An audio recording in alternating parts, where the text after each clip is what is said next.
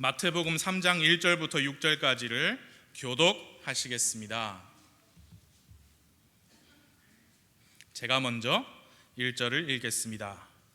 그 무렵에 침례자 요한이 와서 유대의 광야에서 선포하여 이르되 너희는 회개하라, 하늘의 왕국이 가까이 왔느니라 하였으니 이 사람은 곧 주께서 대언자 이사야를 통해 말씀하신 자니라. 이르시되 광야에서 외치는 자의 소리가 있어 이르기를 너희는 주의 길을 예비하라, 그분의 행로들을 곧게 하라 하였느니라.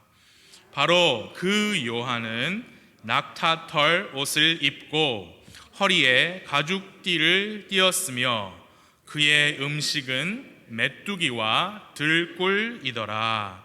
그때에 예루살렘과 온 유대와 요르단 사방의 온 지역이 그에게 나가 자기 죄들을 자백하며 요르단 속에서 그에게 침례를 받더라. 아멘. 기도하겠습니다. 하나님, 하나님의 말씀을 감사합니다. 순수한 말씀, 변치 않는 말씀 감사합니다. 우리가 읽고 이해할 수 있고 믿고 받아들일 수 있는 우리말로 된 하나님의 말씀 허락해 주시니 감사합니다. 이 시간 마태복음 말씀을 볼 때에 이 저녁에 주님께서 의도하신 주님의 말씀을 우리 모두에게 주시기를 간절히 기도하고 그 말씀의 능력과 열매가 우리 모두의 삶에서 나오기를 간절히 기도하며 이 모든 말씀을 주 예수 그리스도의 이름으로 기도했습니다. 아멘. 앉아주세요.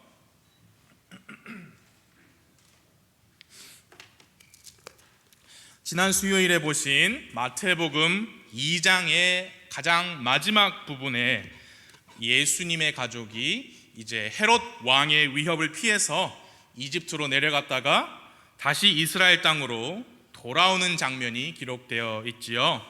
요셉과 마리아는 어린 예수님을 데리고 갈릴리 나사렛이라는 곳에 가서 거기서 거했습니다. 그리고 나서 이제 장이 바뀝니다. 마태복음 3장 1절에 보니까 전혀 새로운 인물이 등장합니다. 바로 침례자 요한이지요. 1절 말씀을 다시 보시면요, 거기에 이렇게 말씀해요. 그 무렵에 침례자 요한이 와서 유대의 광야에서 선포하여.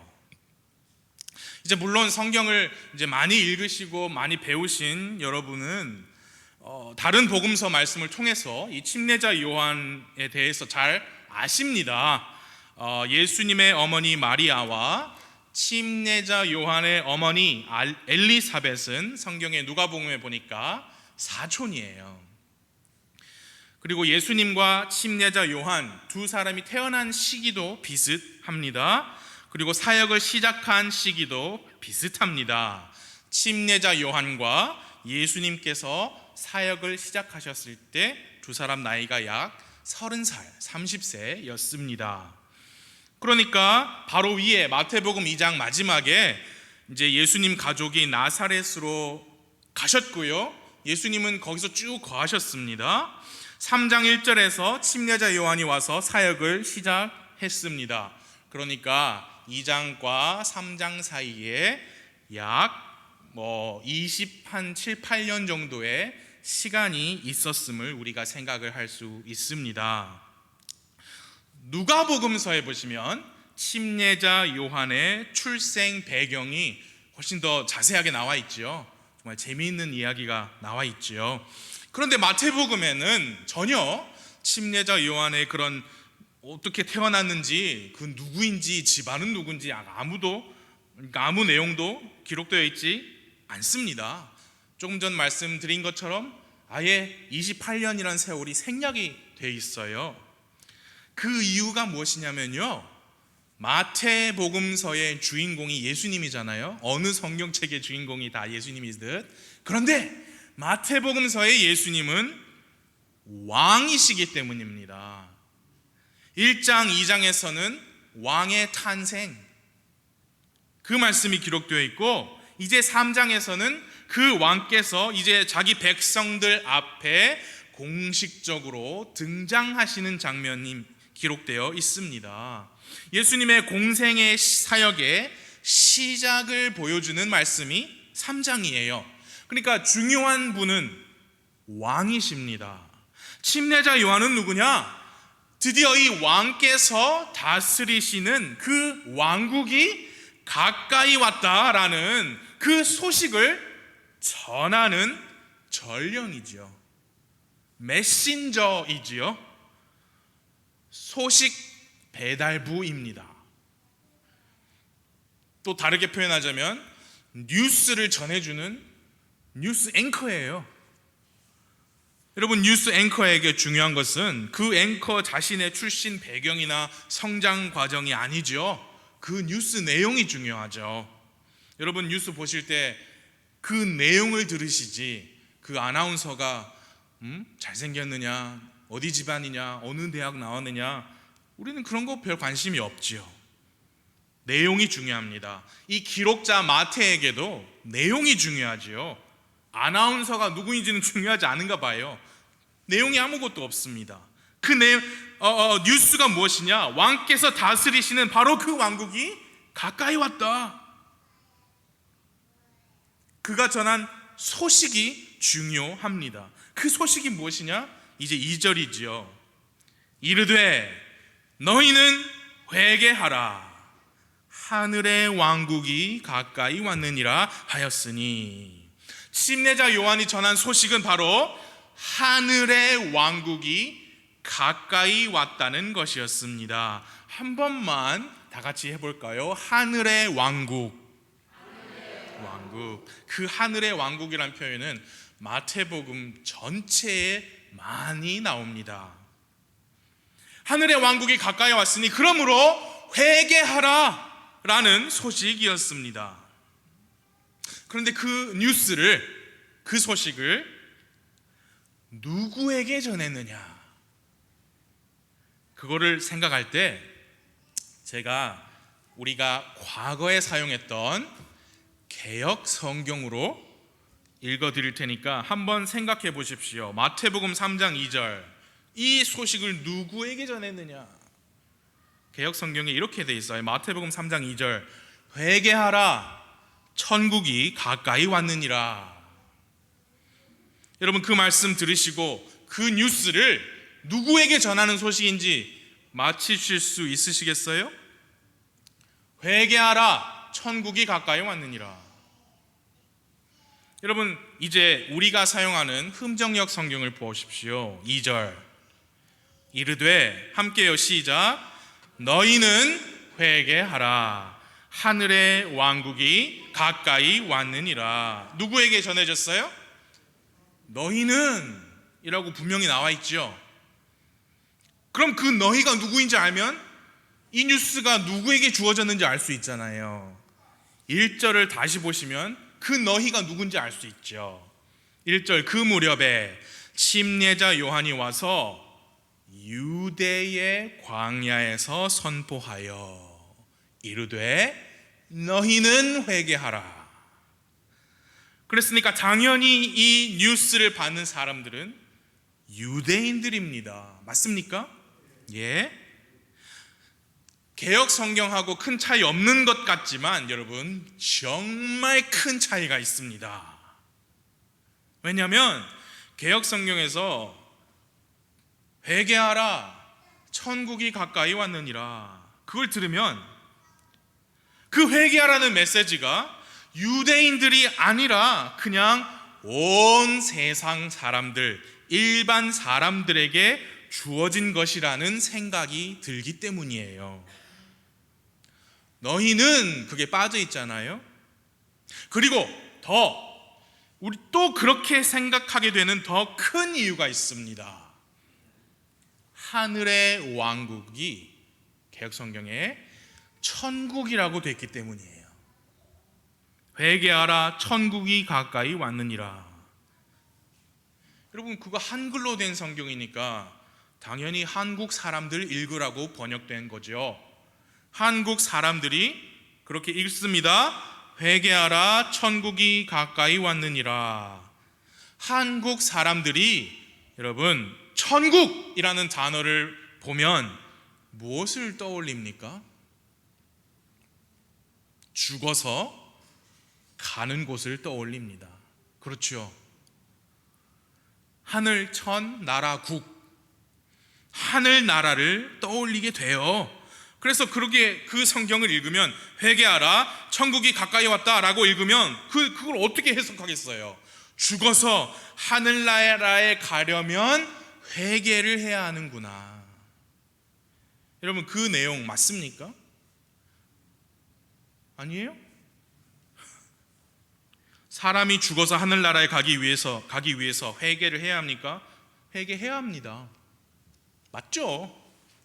여러분, 예전에 많이 배웠죠. 우리 사람이 구원을 받기 위해, 거듭나기 위해 하는 회개와 믿음은 마치 동전의 양면과 같습니다. 함께 가는 거죠. 거듭나기 위해서 회개하고 믿는 거 서로 붙어 있어요. 회개 없이 믿지 않을 겁니다. 회개와 믿음을 통해 구원을 받고 하늘나라 가는 그 생명 받는 거 맞지요? 그러니까 그 말은 맞아요. 죽어서 하늘나라에 가려면 회개를 해라. 말은 맞지만 중요한 게 무엇이냐? 지금 이 뉴스 아나운서가 하고자 하는 내용은 그 내용이 아니죠. 그가 전하는 뉴스의 핵심은 어떻게 하면 죽어서 천국에 가느냐가 아닙니다. 지금 이 뉴스는 당시 유대인들에게만 주어진 뉴스예요. 무슨 뉴스입니까? 유대인의 왕께서 이제 곧 통치하실 때가 가까이 왔으니 너희 유대인들, 즉 왕의 백성들은 왕을 맞을 준비를 하여라. 죄와 불순종으로 가득한 너희는 회개하라. 하늘의 왕국이 가까이 왔느니라. 그 내용이죠. 어떻게 하면 구원을 받고 죽어서 천국에 간다, 그 내용이 아닙니다. 이 뉴스가 누구에게 주어졌다고요? 유대인들. 근데 여러분과 저는 유대인이 아니죠. 우리는 이방인 아니고 우리는 교회입니다. 맞죠? 이방인. 그러나 보다 더 정확하게 하자면 교회입니다. 여러분과 저는. 왜냐? 교회 성경, 신약 성경에 보니까 주님의 교회 안에는 유대인도 없고 이방인도 없고 전부 다 하나님의 자녀, 주 예수 그리스도로 하나 된 성도. 그러니까 우리는 교회예요. 분명한 사실은 우리 유대인 아닙니다. 그렇죠? 그래서 우리가 마태복음을 포함한 성경 말씀을 읽으면서 우리는 유대인 출신이 아니기 때문에 조금 더 공부해야 돼요. 하늘의 왕국이 무슨 뜻인지, 천국은 뭐고 어떻게 다른지, 하나님의 왕국은 무엇인지 성경을 통해 우리는 배워야 합니다. 왜? 우리는 유대인이 아니니까요. 유대인들보다 우리는 조선 왕조, 세종대왕 이런 거 조금 더 잘 알죠. 우리 한국만의 문화, 전통, 관습, 저 사람들보다 우리가 더 잘 알죠. 반대로 마찬가지예요. 유대인들은 알고 있는, 자동으로 알고 있는 것인데 우리는 유대인이 아니니까 좀 더 배워야 해요. 유대인들은요, 이 침례자 요한의 뉴스를 들으면서 그 말 뜻이 무엇인지 알았을 겁니다. 구약 성경을 통해서 자신들 조상들, 대언자들이 말씀하신 그 약속된 메시아를 잘 알던 사람들이에요. 아브라함 언약, 다윗 언약의 말씀을 어느 정도는 아는 사람들입니다. 그런 그들이 지금 마태복음서 당시에는 이방 통치를 받고 있죠. 다윗의 왕좌가 찬탈된 상황입니다. 그런 상황에서 그들은 누구를 기다리느냐? 대언자들이 말씀한 약속되신 메시아를 기다리고 있어요. 기다리고 있는데 그 무렵에 3장 1절, 그 무렵에 침례자 요한이 와서 유대 광야에서 선포하기 시작했습니다. 회개하라, 너희는 회개하라, 하늘의 왕국이 가까이 왔다. 그러니까 사람들은 그 말을 듣고 정말 이해했을 거예요. 그리고 기록자 마태는 침례자 요한이 바로 구약의 대언자가 예언했던 그 인물이다라는 사실을 다시 말씀함으로써 그가 나타난 것이, 침례자 요한이 나타난 것이 우연이 아니고 조상들이 미리, 대언자들이 미리 예언했던 일이라는 것을 다시금 구약 성경을 인용해서 강조하고 있죠. 그게 3절이죠. 3절 봐주십시오. 이 사람은 곧 주께서 대언자 이사야를 통해 말씀하신 자니라. 이르시되 광야에서 외치는 자의 소리가 있어 이르기를 너희는 주의 길을 예비하라, 그분의 행로들을 곧게 하라 하였느니라. 그러니까 지금 유대인들 생각해 보세요. 마태의 글을, 이 글을 받아 읽고 있는 유대인들은 이게 무슨 뜻인지 대충은 어느 정도 알 거예요. 믿고 받아들이지는 않을지언정 무슨 뜻인지는 이해했을 겁니다. 그러나 여러분과 저는 한국 사람이에요. 그래서 우리는 이 침례자 요한의 메시지를 잘 이해하기 위해서 구약 성경 광야에 외치는 자의 소리, 그 말씀인 이사야서 말씀을 조금 찾아보겠습니다. 이사야서 40장을 한번 펴주시겠어요?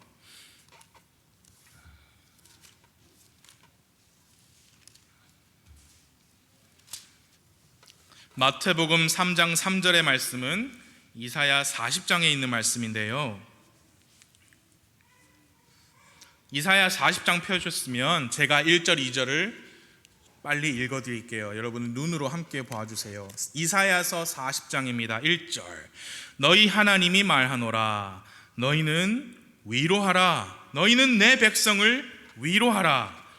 너희는 위로하면서 예루살렘에게 말하며 그녀에게 외치되 예루살렘의 싸움은 끝났고 그녀의 불법은 용서되었나니 그녀가 자기의 모든 죄로 인하여 주의 손에서 2배를 받았느니라 할지니라. 자, 지금 이사야 대언자는요, 바로 위에 39장 끝에 보니까 히스기야 왕에게, 유다의 왕이죠, 히스기야 왕에게 앞으로 바빌론이 들어와서 침략할 겁니다, 우리 유다 백성은 포로로 잡혀갈 겁니다, 그런 하나님의 말씀을 대언했어요. 39장 끝에서. 그러니까 지금 40장의 상황은 남왕국 유다는 아직 바빌론 침공받기 전입니다. 앞으로 끔찍한 일들이 펼쳐질 거예요. 그런데 40장 1절과 2절을 보니까 모든 상황이 정리된 것처럼 말씀하죠. 싸움은 끝났다, 예루살렘의 불법이 용서되었다.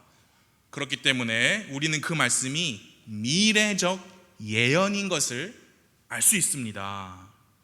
그렇다면 그 평화와 그 용서는 어떻게, 어떤 순서로 임할 것인지 그 밑에 말씀을 보시죠. 3절, 40장 3절 보시는데 바로 그 구절이 마태복음 3장 3절에서 언급된 구절이에요.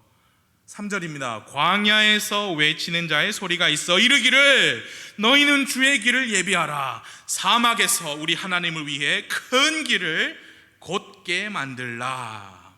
그러니까 40장 2절에서 말씀하신 그 평화와 그 용서는 무엇을 기점으로 시작합니까? 광야에서 외치는 자의 소리부터 시작합니다. 맞죠? 주의 길을 예비하라, 사막에서 우리 하나님을 위해 큰 길을 곧게 만들라고 그렇게 외치는 소리부터 이스라엘의 평화와 용서가 시작돼요. 그 외치는 자가 누구냐? 침례자 요한이다 라는 말씀이죠. 그러면 광야에서 외치는 자의 소리가 먼저 있은 후에 어떤 일이 벌어집니까? 이사야서 40장 4절부터 쭉 보시겠습니다. 4절 잘 보세요. 모든 골짜기가 도두어지며 모든 산과 작은 산이 낮아지고 구부러진 곳이 곧게 되며 험한 곳이 평탄하게 될 것이요. 거기 골짜기가 도두어진다는 말은 exalted라는 말은 높여진다라는 뜻입니다. 여러분, 골짜기는 깊죠. 산이 이렇게 있으면 여기 골짜기잖아요. 낮은 데가. 골짜기가 높여지는 거예요. 그리고 산들은 낮아진다는 거죠. 모든 산과 작은 산이 낮아지고 구부러진 곳이 곧게 펴지며 험한 곳이 평평하게 될 것입니다. 무슨 말이에요? 즉 험한 지형이 바뀔 것이라는 의미죠. 제가 지어내는 거 아니죠? 험한 산들이 낮아지고 깊은 굴이 높이 솟아오르면 어떻게 돼요? 전체적으로 땅이 평평해진다는 얘기죠. 그것이 무엇을 의미해요? 모든 살아있는 생명체가 살기에 최고로 좋은 땅으로 변할 것이다 라는 의미입니다. 자, 제가 질문을 드릴게요. 바로 그 구절, 그 말씀의 무대는 땅입니까? 하늘입니까? 당연히 땅이죠. 땅이 평평해지니까 당연히 땅이죠. 자, 두 번째 질문. 그러면 그런 시기가 지금 역사 속에서 과거에 이미 이루어졌습니까? 아니죠. 아직도 높은 산들이 아직 있어요. 깊은 해구가 있고요. 이제 5절 말씀 봐주십시오. 5절, 40장 5절. 주의 영광이 나타나고 모든 육체가 함께 그것을 보리라. 주의 입이 그것을 말씀하셨느니라. 주의 영광이 나타났는데 모든 육체가 그걸 볼 거라 그랬어요. 성경에서 모든 육체라 그랬으면 그건 모든 육체예요. 뭐냐? 주 하나님을 모르는 사람이 있을 수 없는 시기입니다. 그런 상황이에요. 자, 조금 전에 이 말씀의 무대가 땅이라고 했습니다. 그러면 또 질문 드릴게요. 이 5절 말씀, 모든 육체가 하나님의 영광을 함께 보는 그때, 그런 상황이 역사 속에서 이루어졌습니까? 아니요. 아직도 세상에는 하나님 모르는 사람이 너무 많죠. 그러니까 아직 이루어지지 않았어요. 그런데 광야에서 외치는 자의 소리는 이미 왔잖아요. 언제? 우리 기준으로 몇 년 전에? 약 2000년 전에 이미 침례자 요한이 등장했잖아요. 이사야 말씀에 의하면 광야에서 외치는 자의 소리가 등장하면 그 후로 땅이 평평해져야 되고요, 땅의 모든 육체가 주의 영광을 함께 볼 거라고 했습니다. 그러나 아직 땅도 변하지 않았고 모든 육체가 하나님의 영광을 함께 보지도 못합니다. 그 사실을 염두에 두시고 다시 마태복음, 이사야서는 뭘로 하나 띄워두세요. 이사야서 또 볼 거니까요. 다시 마태복음 3장 2절로 돌아가겠습니다. 3장 2절. 이르되 너희는 회개하라. 하늘의 왕국이 가까이 왔느니라. 바로 이 소리가 광야에서 외치는 자의 소리죠. 이사야 대언자가 말씀한 바로 그 침례자 요한입니다. 침례자 요한이 나타났어요. 광야에서 소리를 외쳤어요. 그러니까 이제 산이 낮아지고 땅이 평평해지고 모든 사람이 하나님의 영광을 봐야죠. 우리가 유대인이 아니기 때문에 이 말씀을 이해하려면 이사야 말씀에 비추어서 이해해야 합니다. 침례자 요한이 광야에서 외치는 자의 소리가 회개하라, 하늘의 왕국이 가까이 왔느니라. 그 하늘의 왕국은 어떻게 될 것인지 이사야서 말씀 봤죠. 땅이 평평해질 거예요. 생명체가 살기에 최고로 좋은 환경을 갖춘 그 땅에서 모든 육체가 하나님의 영광을 함께 보는 왕국이 바로 침례자 요한이 선포한 하늘의 왕국이에요. 그런데 그때 이후로 2000년이 지났습니다. 하늘의 왕국이 역사 속에서 이루어졌습니까? 아니요. 이사야 말씀에 의하면 그 왕국의 무대는 땅입니까? 하늘입니까? 땅이에요. 방금 보셨던 이사야 40장 거기 8절 말씀에 이렇게 말씀합니다. 풀은 마르고 꽃은 시드나. 익숙한 말씀이시죠? 우리 하나님의 말씀은 영원토록 서리라. 사랑하는 여러분, 그렇다면 이사야 대언자를 통해 말씀하신 그 땅, 마태복음 3장 2절에서 침례자 요한이 선포한 그 하늘의 왕국은 지금까지는 아직 이루어지지 않았지만 언젠가는 실제로 이루어집니다. 맞습니까? 왜냐? 풀은 마르고 꽃은 시들지만 우리 하나님의 말씀은 영원토록 넘어지지 않으니까요. 분명히 이루어질 겁니다. 실제로 깊은 골짜기가 높이 솟아오르고 더 이상 절벽이나 위험한 낭떠러지가 없는 완벽한 삶의 터전이 마련될 것입니다. 실제로요. 어떤 사람들은 그 말씀이 문자적이고 실제적인 의미가 아니고 그런 말씀은 영적으로 해석해야 한다. 영적으로, 마치 은유랑 비유의 말씀처럼 영적으로 다르게 받아들여야 한다. 아니요. 풀은 마르고 꽃이 시드는 게 영적입니까? 문자적이에요. 하나님의 말씀도 문자적으로 반드시 일어날 겁니다. 그분의 말씀은 영원토록 서 있습니다. 아직 그 왕국이 임하지 않았어요. 반드시 이 땅에 임할 것입니다. 언제요? 우리 주 예수님께서 이 땅에, 이스라엘 예루살렘 땅에 올리브 산 위에 그 두 발이 닿으면서 다시 오실 때, 그때에 바로 그 왕국이 열릴 것입니다. 하늘의 왕국, 예수님께서 이 땅에 다시 오셔서 건설하실 그 왕국, 우리가 다른 이름으로 불렀죠.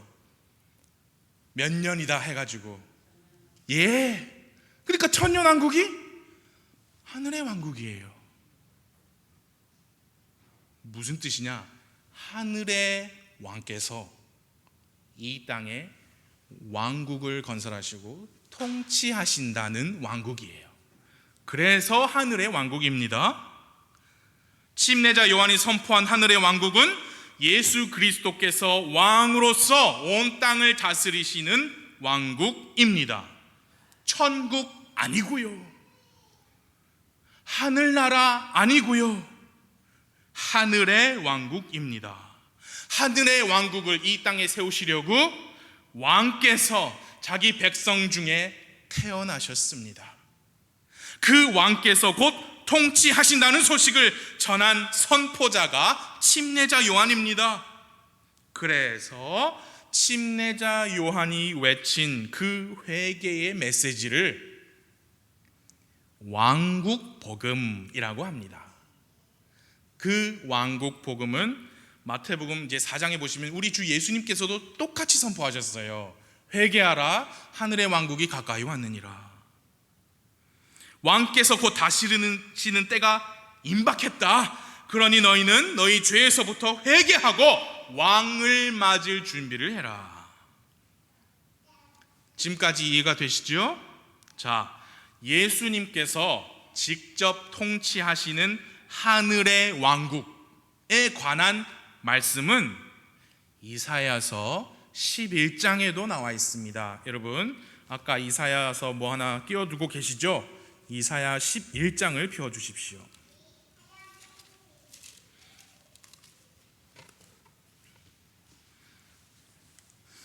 이사야서 11장 1절부터 9절까지 제가 읽어드릴 때 여러분 눈으로 함께 봐주세요. 이사야 11장 1절.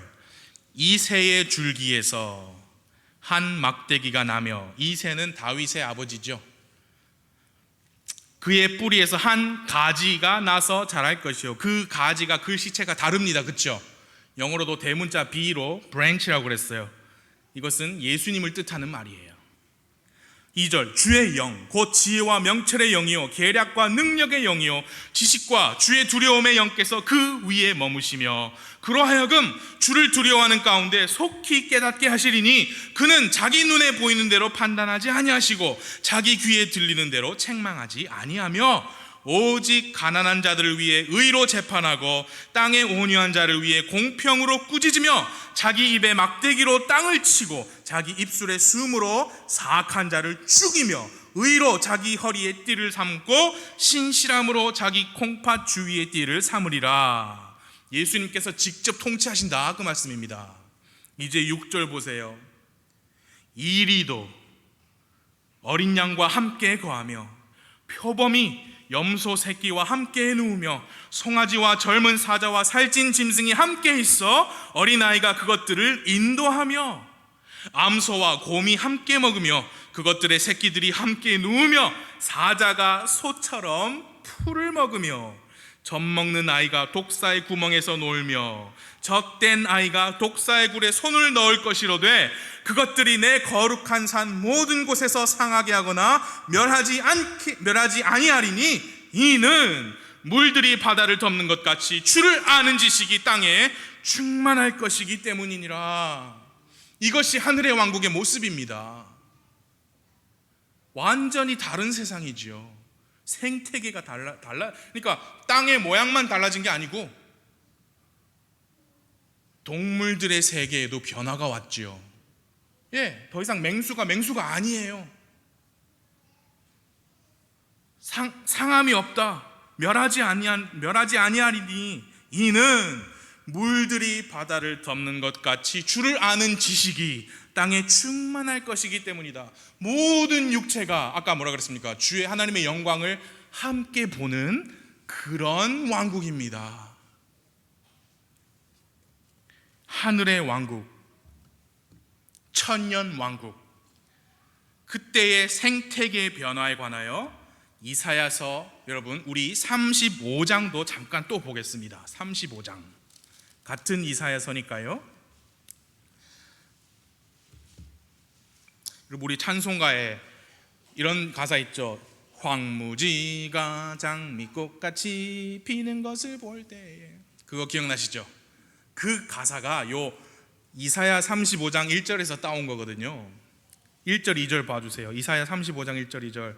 광야와 적막한 곳이 그것들로 인해 기뻐하며 사막이 즐거워하고 장미같이 피며 무성하게 피어 기쁨과 노래로 즐거워하고 레바논의 영광과 갈멜과 샤론의 뛰어난 것을 얻으리라. 그들이 주의 영광과 우리 하나님의 뛰어나심을 보리로다.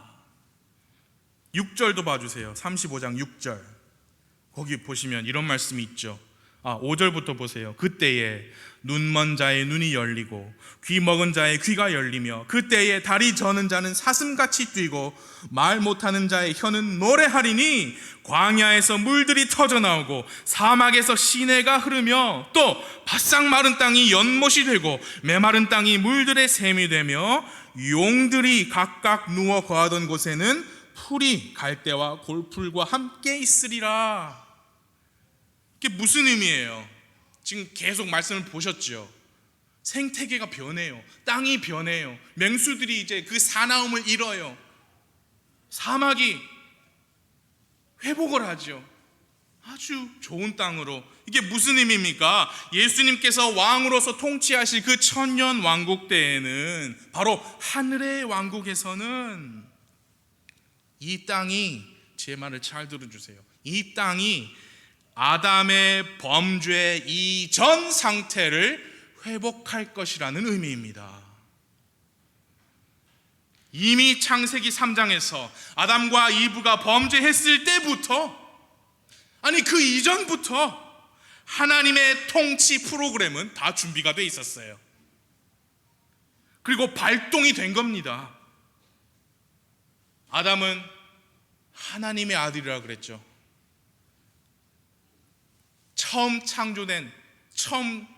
처음에 하나님께서 하늘과 땅을 창조하시니라. 그리고 6일 창조로 창조하신 그 땅의 통치자였습니다. 누가? 아담이. 하나님의 아들 아담이. 그런데 그 첫째 아담이 범죄하고 땅을 통치하는 일이 실패하고 땅이 저주를 받았죠. 그때부터 동물들이 사나워지고 땅은 피폐해지고 가시덤불과 엉겅퀴를 내기 시작했지요. 땅이 저주를 받았어요. 이제 예수님의 다른 별명이 마지막 아담입니다.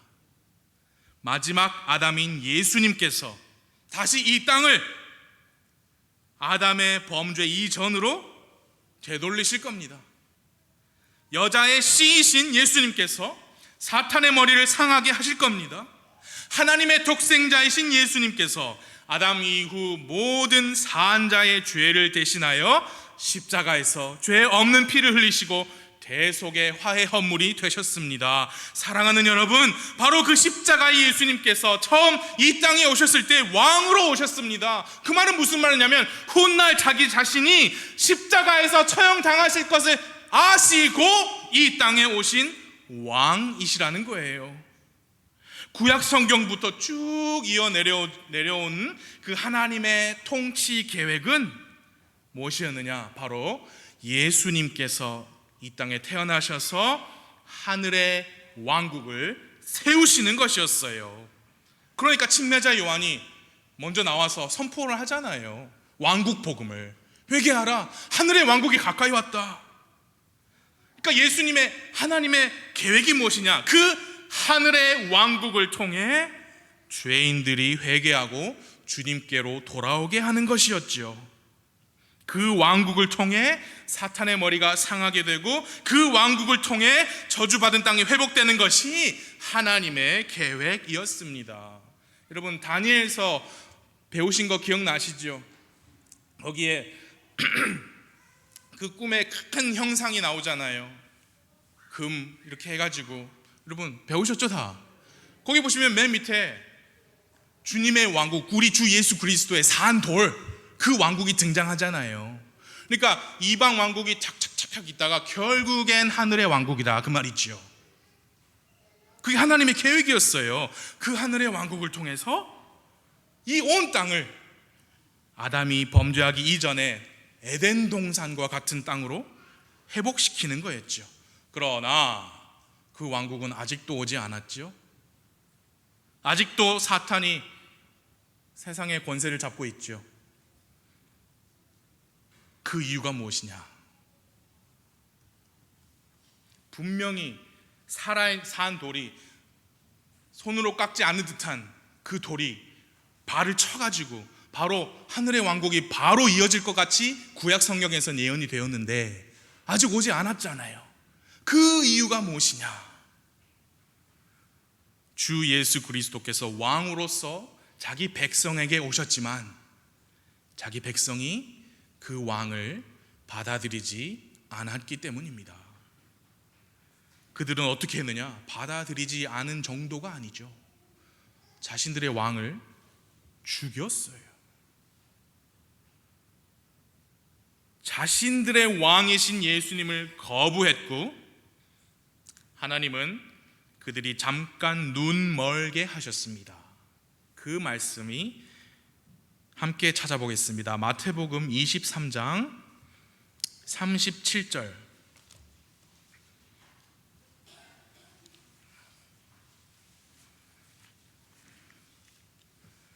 마태복음 23장 37절.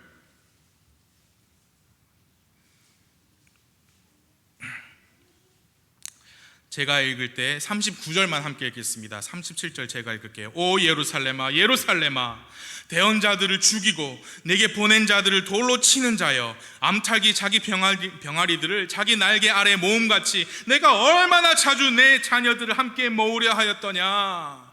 이게 예수님의 사역이에요. 3년 반이라는 공생의 사역, 모으려고 애쓰셨는데, 그러나 거기 뭐라 그랬습니까? 너희가 원치 아니하였도다. 보라, 너희 집이 버림받아 너희에게 황폐하게 되었느니라. 39절 시작. 내가 너희에게 이르노니 너희가 말하기를 찬송하리로다. 주의 이름으로 오시는 이여 할 때까지 이제부터 너희가 나를 보지 못하리라 하시니라. 이렇게 그들이 원치 않았어요. 그래서 로마서 우리가 봤었죠? 그들에게 일부 눈머는 일이 생긴 거예요. 그래서 침례자 요한은 왕국 복음을 외쳤는데 복음을 받아들이는 백성들이 그 복음을 듣고 그 왕을 받아들이지 않고 원치 않았어요. 그래서 여러분, 근데 그렇게 될 것을 우리 주 예수 그리스도께서 모르셨을 리가 없잖아요. 전지하신 하나님께서 다 아셨죠. 그렇기 때문에 마태복음에는 맞습니다, 예수님께서 왕이십니다, 하늘의 왕국에 관한 말씀이 정말 많이 나옵니다. 그러나 마태복음 16장 18절에 예수 그리스도의 교회에 관한 말씀도 나와요. 뭐냐? 이제 왕국 복음, 하늘의 왕국을 건설하고 그를 통해서 주님의 뜻을 펼치실 그 계획이 미루어진 거예요. 왜냐? 왕국이 있으려면 첫째 왕이 있어야 되고 영토가 있어야 되고 그 두 개는 있죠. 근데 백성이 있어야 왕국이잖아요. 백성이 원치 않았다 했잖아요. 그러니까 그 왕국이, 하늘의 왕국의 계획이 미루어진 거죠.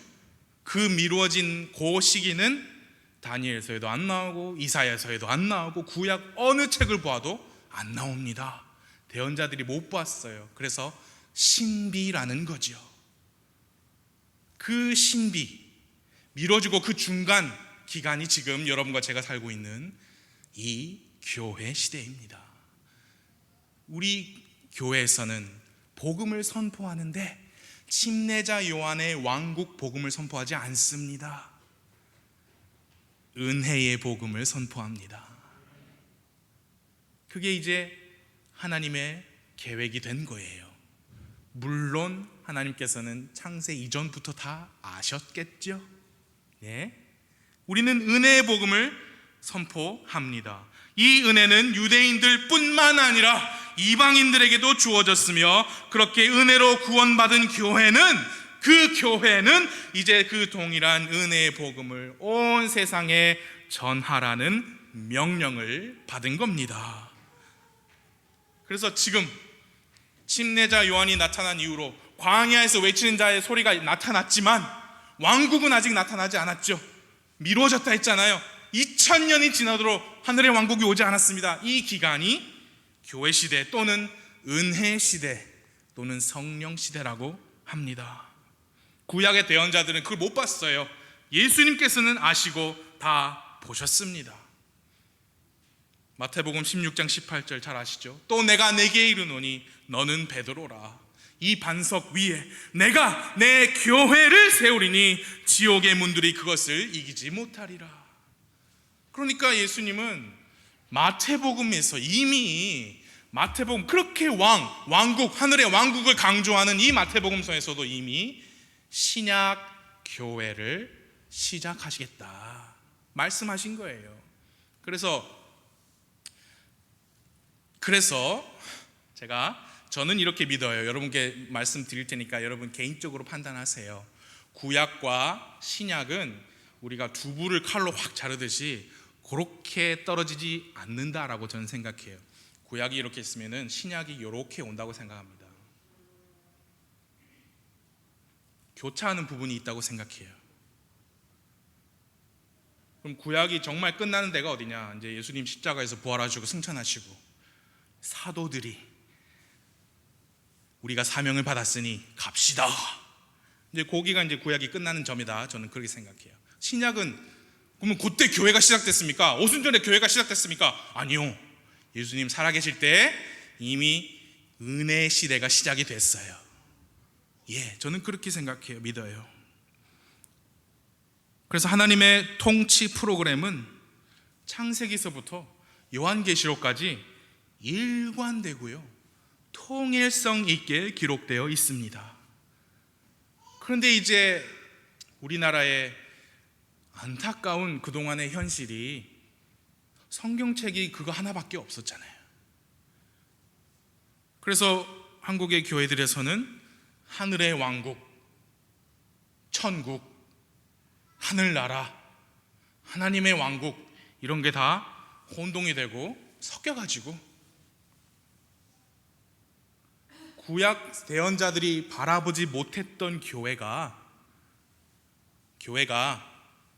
구약의 이사야서에 말씀하는 바로 거기다.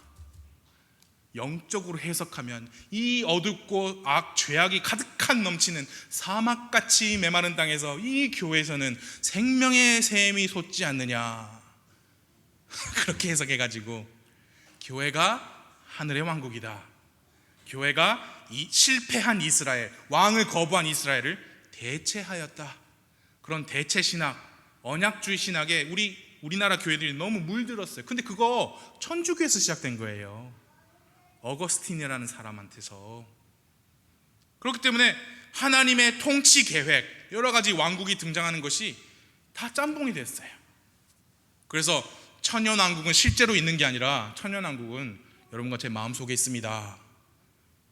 우리 왕이 예수님 아닙니까? 하면서 무천년설을 믿는 거지요.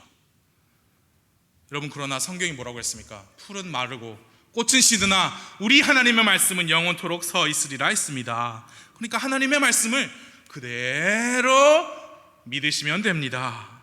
우리 주 예수님께서 다시 오십니다. 우리를 데리러 다시 먼저 공중에 오시고 그 후에 우리와 함께 내려오셔서 직접 하늘의 왕국을 여시고 통치하실 겁니다. 사랑하는 여러분, 이제 말씀을 마칠게요. 예수님의 초림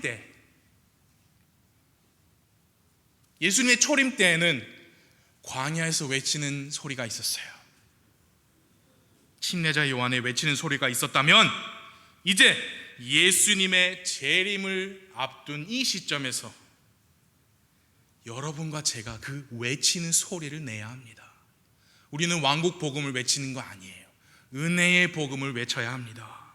은혜의 복음을 전하는 소리가 돼야 합니다. 여러분, 침례자 요한, 우리 성경 말씀 아까 읽으셨지만 그의 외모 얼마나 이상해요.